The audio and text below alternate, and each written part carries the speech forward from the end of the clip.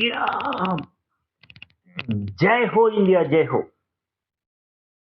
What a match, what a semi-final అండి. Really స్టేడియంలో కూర్చొని ఎవరైతే మ్యాచ్ చూసారో ఈరోజు వాళ్ళ మొత్తానికి పైసా వసూలు. Nail biting semi-final. రెండు సింహాలు ఎదురుపడి కొట్లాడుకుంటే ఎలా ఉంటుందో నువ్వా నేనా అన్నట్లు అంత కిక్ వచ్చింది మ్యాచ్ అయితే. బట్ 40 ఓవర్లు అంటే 20 overs India side, 20 overs England side చూసుకుంటే ఈ 40 ఓవర్లలో 39.1 ఓవర్ దాకా మ్యాచ్ ఇండియా గెలుస్తుందా, ఇంగ్లాండ్ గెలుస్తుందా, ఎటు ఎవరికి అర్థం కాని పరిస్థితి. ప్రతి ఒక్కళ్ళు పట్టుకొని కూర్చున్నారు ఎక్కడ. ఆ బేతల్ కొట్టడం చూసి, ఆ శామ్ కరణ్ ఆ జాక్స్తో పార్ట్నర్షిప్స్ చూసి, నాకు తెలిసి ఒకనొక స్టేజ్లో ఈ వరుణ్ చక్రవర్తి ఏదైతే దేవుడా 4 ఓవర్లు 64 రన్స్ 16 రన్ రేట్ కాడికి ఆయనే కొట్టిపించింది. చూసిన తర్వాత ఈ డెత్ ఓవర్స్ లాస్ట్ 3-4 ఓవర్స్లో ఏదైతే ఉందో ఒక రకమైన భయం ఉంది. అరే మ్యాచ్ ఎక్కడ పోతుందా, 250 కొట్టినా కూడా గెలవలేమేమో, ఫైనల్కి వెళ్ళలేమోనని. బట్ జస్ప్రీత్ బుమ్రా ఏదైతే 18వ ఓవర్ వేశాడో అక్కడి నుంచి 18వ ఓవర్ బుమ్రా, 19వ ఓవర్ హార్దిక్ పాండ్యా వేసి మ్యాచ్ని మ్యాక్సిమం ఇండియా వైపు తిప్పారు. బట్ ఎప్పుడైతే 19వ ఓవర్ ఫస్ట్ బాల్కి అంటే 20 ఓవర్ మొదటి బంతికి బేతల్ రన్అట్ అయ్యాడో దాంతో ఇంగ్లాండ్ ఓటమి అనేది కన్ఫర్మ్ అయిపోయింది. ఇండియా సగర్వంగా ఫైనల్కి వెళ్ళిపోయింది. వరుసగా రెండోసారి ఇండియా ఫైనల్కి వెళ్ళింది T20 వరల్డ్ కప్లో. సో 2024 లాస్ట్ ఎడిషన్ అండ్ 26 ఈ ఎడిషన్లో. ఇక మ్యాచ్ విషయానికి వస్తే ఎప్పట్లాగే మనకు అలవాటైన ప్రకారంగానే సూర్యకుమార్ యాదవ్ టాస్ ఓడిపోయాడు. సో అల్టిమేట్గా ఏదైతే బ్రూక్ ఇంగ్లాండ్ కెప్టెన్ ఉన్నాడో బ్రూక్, సో ఫీల్డింగ్ ఎంచుకున్నాడు. అక్కడ ఇంగ్లాండ్ ఆల్మోస్ట్ ఒక 20% మ్యాచ్ ఇంగ్లాండ్ చేతుల్లోకి వెళ్ళింది. ఎందుకంటే ఇప్పుడు వాంఖేడే లాంటి పిచ్లో ఆల్రెడీ ఇంగ్లాండ్కి ఒక మంచి అనుభవం ఉంది. 229 రన్స్ చేశారు వాళ్ళు ఇక్కడ ఆల్రెడీ 2016లో సౌత్ ఆఫ్రికా మీద, ఇదే T20 వరల్డ్ కప్లో. సో అంటే ఇక్కడ సెక్యూర్ వాంఖేడే పిచ్ కూడా అలాంటిది. బ్యాటింగ్ ఆడడానికి చాలా అద్భుతంగా ఉంది అండ్ చేజింగ్ కూడా ఈజీగా చేయొచ్చు. డ్యూ ఫ్యాక్టర్ ఏమి లేదు. అసలు ఎంత రన్స్ కొడితే సేవ్ అవుతుంది మ్యాచ్ అనేది ఎవరికీ అర్థం కాలేదు. ఈవెన్ ద పోస్ట్ మ్యాచ్ ప్రెజెంటేషన్లో సూర్య కూడా అదే అన్నాడు, నేను బ్రూక్తో మాట్లాడాను, అసలు ఈ మ్యాచ్ని మనం అంటే ఎవరైనా కానీ బ్యాటింగ్ సైడ్ ఫస్ట్ చేసిన వాళ్ళు గెలవాలంటే ఎంత రన్స్ దగ్గర ఆగాలి అని. అలా ఉంది ఈ మ్యాచ్, అలా ఉంది పిచ్ అని చెప్పేసి. సో దానికి ముందు ప్రెస్ మీట్లో శామ్ కరణ్ ఇంకొక ఏమంటారంటే అగ్గి కాజ్యం పోసినట్టు ఒక డైలాగు, ఏమని, వాంఖేడేలో ఇండియన్స్ అందరినీ సైలెంట్ చేస్తాం మేమని. ఎందుకంటే ఇదే 2023 వరల్డ్ కప్కి ముందు కమెంట్స్ కూడా అన్నారు, కానీ అమ్మ ఇది ఎక్కడ సూపర్ అన్న, ఆయన ప్రతి ఒక్కడు వస్తున్నాడు ఇండియాకి ధమ్కి ఇస్తున్నాడు. ఇంకొక బాబా ఉన్నాడు అండి, మీకు చెప్పడం మర్చిపోయా. పాకిస్తాన్లో ఒక బాబా ఉన్నాడు, ఆడి పేరే మొహమ్మద్ అమీర్.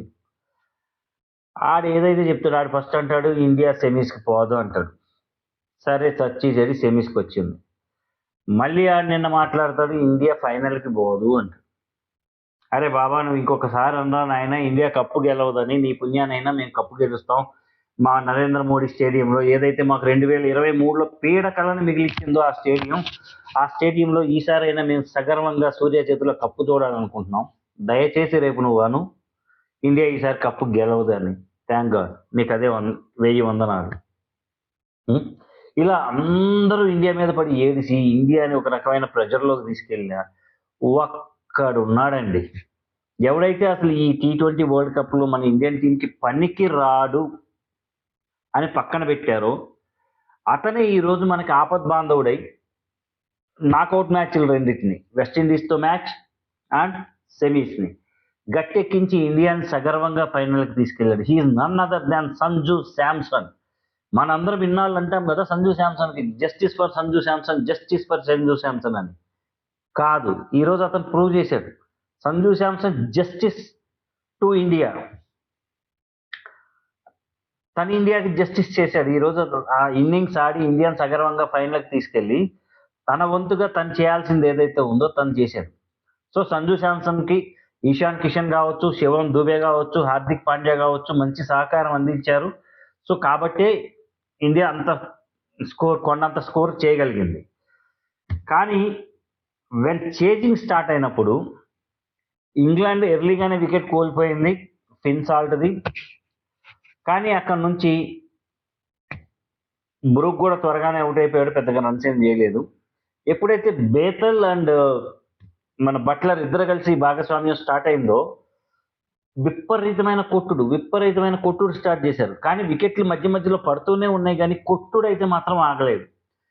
ఎంతలా టెన్షన్ పెట్టారంటే టోటల్ స్టేడియం మొత్తం కూడా 19వ ఓవర్ దాకా సైలెంట్. అఫ్ కోర్స్ మీరందరూ కూడా మ్యాచ్ చూసే ఉంటారు. 19వ ఓవర్ దాకా సైలెంట్. ఎప్పుడైతే లాస్ట్ ఓవర్కి 30 రన్స్ కొట్టాలో అప్పుడు కొంచెం స్టేడియంలో కొంత రిలాక్స్ అయ్యారు, కానీ ఒక భయం. ఎందుకంటే స్ట్రైకింగ్లో బేతల్ ఉన్నాడు, శివం దుబే ఫస్ట్ ఓవర్ వేస్తున్నాడు.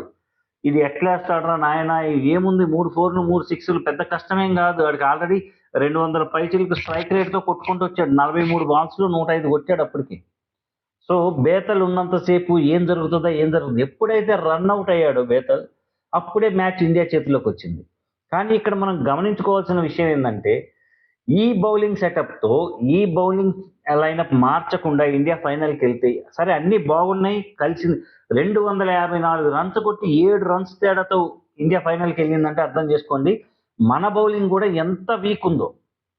Okay, especially spinners. Varun Chakravarthy అసలు లాస్ట్ మ్యాచ్ వెస్టిండీస్తో మ్యాచ్ కావచ్చు, ఇప్పుడు ఇంగ్లాండ్తో మ్యాచ్ కావచ్చు, పూర్తిగా తేలిపోయాడు. అసలు వరుణ్ చక్రవర్తి బౌలర్స్ పిచ్చి కుక్కను కొట్టినట్టు కొడుతుంటారు.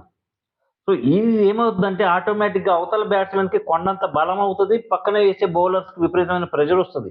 So India need to change some tremendous changes in bowling attack. Okay, and మళ్ళీ రెండోసారి వరుసగా సగర్వంగా సొంత గడ్డ మీద 2011 తర్వాత సొంత గడ్డ మీద సగర్వంగా వరల్డ్ కప్ ఎత్తాలి అని చెప్పేసి ప్రతి భారతీయుడి కోరిక. So all the very best for team India. రేపు 8వ తారీఖున అహ్మదాబాద్లో నరేంద్ర మోడీ స్టేడియంలో జరగబోయే ఫైనల్ మ్యాచ్లో న్యూజిలాండ్ను కూడా ఓడించి సగర్వంగా సూర్యసేన కప్ తీసుకోవాలని మనస్ఫూర్తిగా కోరుకుంటూ మీ శ్రీధర్ సైనింగ్ ఆఫ్.